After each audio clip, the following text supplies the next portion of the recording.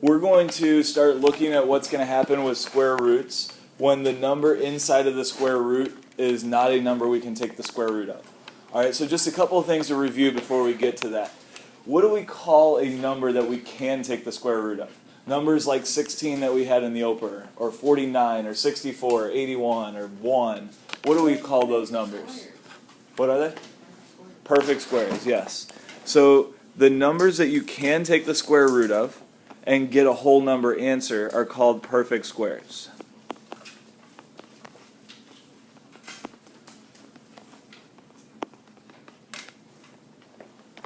Now, I want to show you something. If you have a multiplication chart, get that out real quick.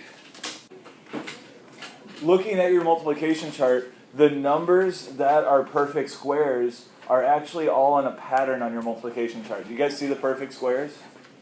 So the perfect square, the first one would be like 1 times 1, right? And that's in the top left corner. Then 2 times 2 is just down diagonally from that, and then 3 times 3, and then 4 times 4, 5 times 5. So the perfect squares are these numbers here that go down in a diagonal. So if you look at that diagonal, it goes 1, 4, 9, 16, 25, 36, 49, 64. Those are the perfect squares right there. So those are the numbers that we can take the square root of. So if you forget what the perfect squares are, or if you just need a reminder, that multiplication chart can be really helpful with that. All right, those are the numbers that we can take the square root of. All right, so the next part of your note says the first 10 of them are what? What is the first perfect square? What's the first perfect square? 1 times 1, or 1 squared is? What's 1 squared? 1. What's 2 squared? 4. What's 3 squared? What's 4 squared? What's 5 squared? 5 squared. 5 squared. 5 times 5, 25. 6 squared. 7 squared. 8 squared. 9 squared. 10 squared. 100. Alright, so those are the first 10 perfect squares. Those are the numbers that if we put a square root on the top of that, we can write this as a perfect square and then take the square root. Now, the trouble is when we start getting to the numbers that are not perfect squares. And that's going to be what we're going to look at today. We'll start with a couple of examples of ones that we know how to do, like this one. And then we'll get into some that are not perfect squares, that are not on that list, and we'll try to figure out what to do with them. All right, so you guys know what to do with this. Go ahead and write this down for example 1. Show your work. Be sure to show your work, and then simplify it. What do we need to do here to evaluate the square root? What's the first thing we're going to do? We're going to change it just a little bit. We'll keep the square root on there, but instead of 25, we're going to write 5 squared. Okay, because 5 squared, 5 times 5 is the same thing as 25. So we're changing the inside number, but the square root's staying there. Then once we have that, what's going to happen with the square and the square root? They cancel each other out because they are inverses. So the square and the square root cancel each other out, and that leaves 5 all by itself, and that's your answer. All right, so again, when the inside number is a perfect square, it's nice and easy. All right, let's do another one like that. At least kind of like that. So example 2 looks a little trickier, but it should actually be pretty easy, I hope. So this one looks a little different, but it's the same idea.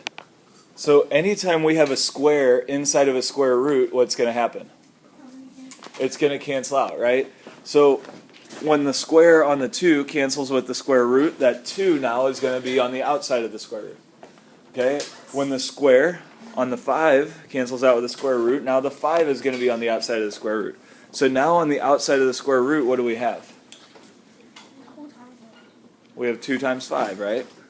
And 2 times 5 is 10. Now, that's not the only way to do this problem. If we wanted to, we could have said, all right, well, 2 squared is 4. So we've got 4 inside the square root, and 5 squared is 25.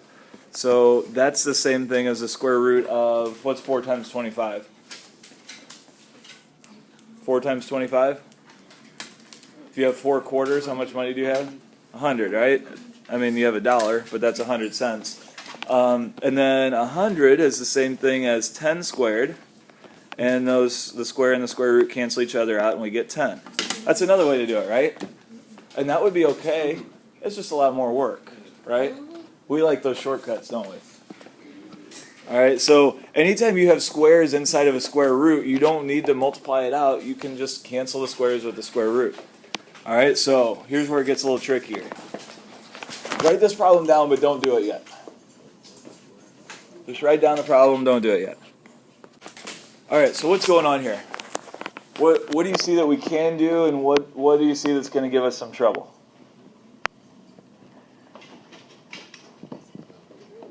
All right, let me ask this. What's another way of writing 2 times 2? 2 squared, right? So we could, and I'm going to do this way one time, and then we're going to take a shortcut. So we're not going to do this anymore, but I want to do this once. All right, remember, inside of a square root, to simplify it or to cancel out the square root, we want squares. So instead of 2 times 2, we're going to write 2 squared. And instead of, well, I could write 3 times 3 times 3 is 3 cubed, right? Does that help us, though? Why does 3 cubed not help us? Does a cube cancel out a square root? No. What cancels out a square root? A square. So instead of using all three threes together, what could I do? Just use 2 of them. So that 3 times 3 is going to be 3 squared, and that will cancel the square root, but that does leave another 3 in there, right? All right, so that's what we've got right now. Now, what's going to happen with the square and the square root on the 2 and the 3? They're going to cancel. So the square and the square root cancel here, the square and the square root cancel here. What about on the 3 here? What about this 3? Is the square root going to cancel with that one? No. All right, so what that means is the 2 canceled out the square root, so it's not in the square root anymore. That's going to be on the outside. The 3 canceled out with the square root, at least the square canceled out with the square root, so that's going to be on the outside. But then what do I do with this 3? I'll give you a hint. It did not cancel the square root here. So it's still going to have a square root on it. Exactly. It's still going to be inside the square root. So anytime we have some numbers that cancel out the square root, but some that don't, we're still going to have the square root in our answer. All right, so since that 3 didn't have a square on it to cancel the square root, it needs to stay in the square root. All right, so we're trying to get numbers outside of the square root to simplify it, but sometimes they can't. If there's no square on it, we can't do it. All right, now I'm not quite done. I can simplify this. What can I simplify here? That 2 times 3 out front. So instead of 2 times 3, we could write that as a 6.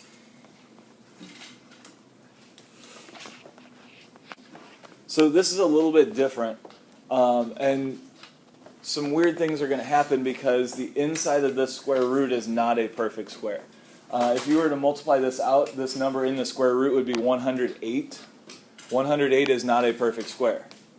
All right, so what that means is when we take the square root, we're not going to get a whole number. And the way we're going to do that is we're going to write it with a whole number out front, and then there's still going to be a square root as part of our answer. All right, now I did say this is the only time we're going to do the problem this way. We're going to take a shortcut from now on. Basically what we're going to do is we're going to go straight from here to here. So anytime we see 2 numbers next to each other, we know that's a square. So rather than writing it as a square, we already know it's going to be a square. We'll just circle those 2 numbers next to each other, and then we'll write it on the outside of the square root. Does that make sense? All right, so let's try that with this one. So go ahead and write the problem down. And then when we're trying to simplify this, we're going to look for anything that's going to turn into a square, and we'll circle that, and that's going to end up on the outside of the square root because the squares cancel the square root out. What do you guys see that is going to be a square? The 2 and the 5? The 2's not going to be a square because there's only one of them, right? The 3's are going to be a square because there's 2 of them. So anywhere we see 2 of the same number, that's going to be a square. 3 times 3 is the same thing as 3 squared. And 7 times 7 is the same thing as 7 squared, right? So what that means is the 3 and the 7 are going to end up on the outside. So the 3 canceled the square root, so that's on the outside. The 7 canceled the square root, so that's on the outside. Notice that I have multiplication between those. So we're still multiplying them together just like we were multiplying all these on the inside. Okay, but then what do I do with the 2 and the 5? Since they were not squares. They're going to stay on the inside.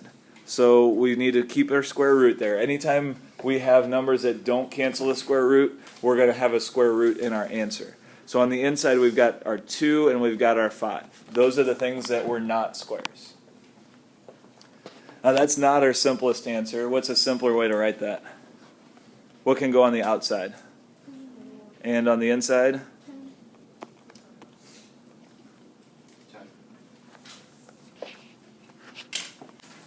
Before we go any further, at the bottom of your page, there's a thing that says terminology there. I want to make sure that when I use certain words, you know exactly what I'm talking about. Now, one of these we've talked about already. The other one I think you already know, but you've used it in another setting. What's the inside number here called? You guys remember what the number inside of a square root is called? It's a word we learned last week. You wrote it in your notes last week even. Starts with an R. That's the radicand. Anybody know what the number out in front of the square root is? So the other place you've seen this is if we have something like, say, 3x. The number in front of the x is called what? Starts with a C.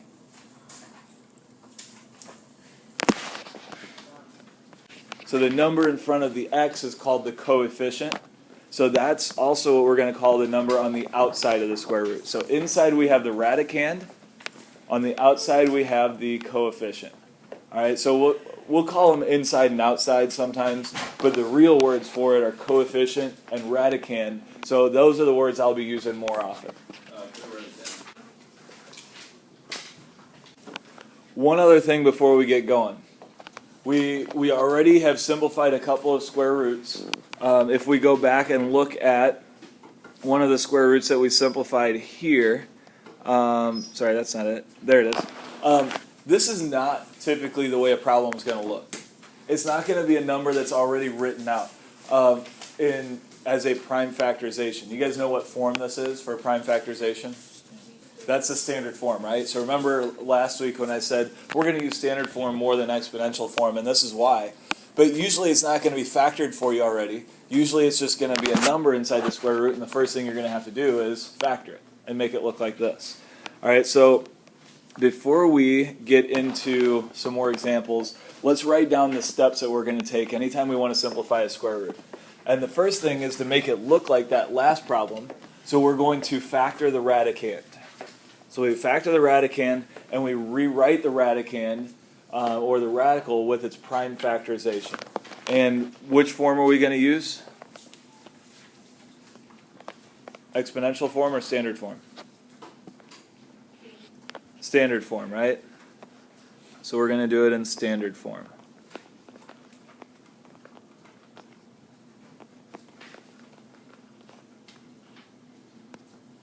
Once we make it look like that with the standard form inside of the square root and the radicand, the next thing we're going to do is we're going to look for pairs of factors in the radicand. What is a pair? Pair is 2 of something. So the reason we're looking for pairs of something, pairs of factors, is because a pair of factors is going to be it's a square. Any pair is going to be a square. So if we have a 3 times 3, that's the same thing as 3 squared. If we have a 7 times 7, that's the same thing as 7 squared. So we're going to circle those pairs because that's where we're going to have squares.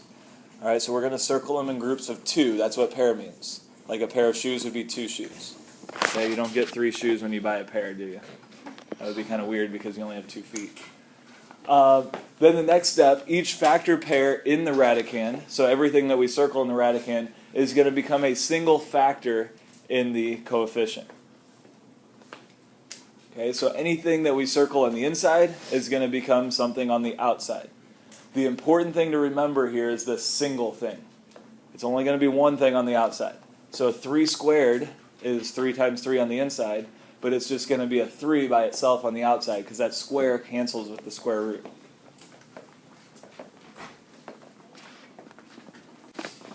And then the last thing we're going to do is we want to simplify. So if we had more than one factor on the outside or more than one thing left on the inside, we're going to multiply those things together. We just need to make sure that the coefficient numbers stay in the coefficient, stay on the outside, and the radicand numbers stay on the inside. But we're going to simplify it like we did in that last example. So next example, we have the square root of 48. This one's a little different than the way the other ones look because we don't have any factors right now. We're going to have to write it as a prime factorization. So the first thing we're going to do is factor it. How do we factor 48? What are we going to use? We're going to use a factor tree. Okay, we actually did this one in the opener today. You guys remember that? I think we did 8 times 6, and then 4 times 2, and then 4 times 4. I'm sorry, 2 times 2 for the 4. I'm going through it quickly because we already did this one today, so you know how to do it. Alright, so then the first step says we're going to factor it and rewrite the radicand. So we're going to rewrite it. It's still going to have the square root, but instead of the 48, we're going to write the factorization in standard form. So what's the standard form going to look like? 2 times 2 times 2 times 2 times 3. So there's your first step. Second step is we're looking for squares, so we're looking for pairs. What do we have pairs of? I see a pair of 2's. Now be careful, only circle 2 of them, because 2 times 2 is 2 squared. If I circle 3 of them, that would be 3 to the 3rd power. That's not going to cancel our square. Alright, what else do we have? Another pair of 2's, right? So we have a pair of 2's and a pair of 2's. So that's 2 squared right here. That's 2 squared right there. What about that 3? Can I circle that? No. All right, so next step, if I circled it, it's going to go on the outside. It's going to become part of the coefficient. So the 2 squared here, the square is going to cancel the square root, and we end up with 2 on the outside. And with the 2 squared here, the square is going to cancel with the square root, and we end up with another 2 on the outside. Alright, so notice, anytime we circle something, we get one number on the outside. Okay? We don't get everything on the outside, though. We're going to have something left on the inside. So I need to put my square root there, and what's left in there? 3. Am I done? No. Step 4 says to simplify it. In this case, we can simplify the coefficient. 2 times 2 is 4. The 3 cannot simplify, so we get 4 square root of 3. Alright, next one. Hey, we did this one in the opener too, didn't we? It's a good thing we did because I'm going to go through it quickly. So 200 is 20 times 10, and 20 we did 5 times 4, I think. 5 is prime, 4 is 2 times 2, and 10 is 2 times 5. So again, our first step is to rewrite it. Still have the square root, but now inside of the square root we're going to write 200 in standard form. So what's that going to look like? 2 times 2 times 2 times 5 times 5. One thing you want to make sure you do, and it's okay if you don't draw it the right size to begin with, but you want to make sure that your square root covers everything up. So everything that should be on the inside for the 200 is on the inside. Okay, if my square root ended a little bit early, if it looked like that, then that would mean that the 5's were not inside the square root, so that wouldn't be good.